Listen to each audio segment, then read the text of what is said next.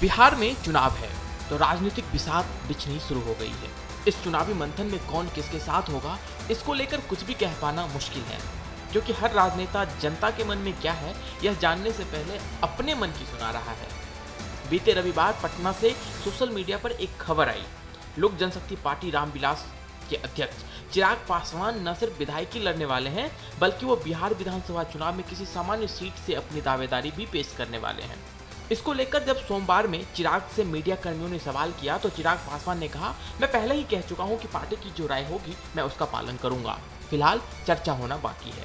कई मतलबों के साथ इसका एक मतलब तो यह है कि चिराग बिहार में बदलाव की मंशा को भांप चुके हैं। लेकिन हैरान करने वाली बात यह है कि इस बदलाव की पटकथा के केंद्र में जो सरकार है उसमें एक चिराग पासवान की पार्टी खुद भी हिस्सेदार है।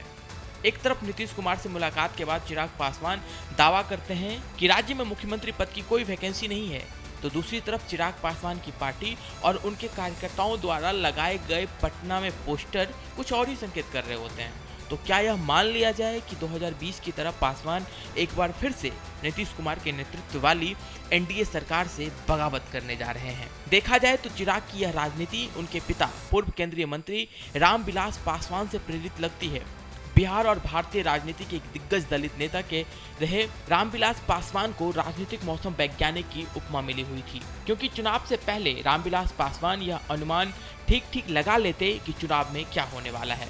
नतीजन रामविलास पासवान अलग अलग सरकारों में अलग अलग प्रधानमंत्रियों के कैबिनेट में मंत्री भी रहे और अब चिराग भी उसी तरफ बढ़ रहे हैं।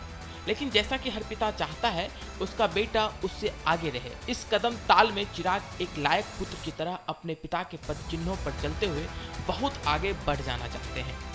राजनीतिक समझदारों की माने तो चिराग भले ही अपने पिता के पद चिन्हों पर चलने का प्रयास कर रहे हों, लेकिन उनकी जाहिर राजनीतिक महत्वाकांक्षा संकेत कर रही है कि वे अपने पिता के बनाए खांचे को भी तोड़ने के लिए छटपटा रहे हैं। पिता की राजनीतिक शैली से अलग चिराग किसी एक खास वर्ग में सिमट कर रहना नहीं चाहते। बिहार में अनुसूचित जाति की लगभग 6% आबादी की वकालत करते हुए रामविलास पासवान मुख्य रूप से पासवान समुदाय और कुछ हद तक मुस्लिम व अन्य पिछड़े वर्गों तक सीमित रहे, लेकिन चिराग इसमें सीमित रहना नहीं चाहते। हालांकि इस दायरे में सीमित रहना कई मायनों में चिराग पासवान के लिए फायदेमंद भी हो सकता है। लंबी पारी खेलने का मन बना चुके चिराग किसी गठबंधन से अलग अपना स्वतंत्र राजनीति का भी मन बना रहे हैं, जो न सिर्फ बिहार में बड़ा सियासी दांव खेलने का मौका होगा, बल्कि एक मजबूत जनाधार के दम पर चिराग बिहार में एनडीए के भीतर अपनी स्थिति को मजबूत करेंगे और फिर हो सकता है बीजेपी के समर्थन से मुख्यमंत्री जैसे बड़े पद तक भी पहुंच जाए। तो बिहार में चुनाव होने वाली है, उससे पहले ही जो पटकथा लिखी जा रही है उसमें चिराग पासवान अगला दांव क्या खेलते हैं यह देखना बड़ा ही दिलचस्प होगा।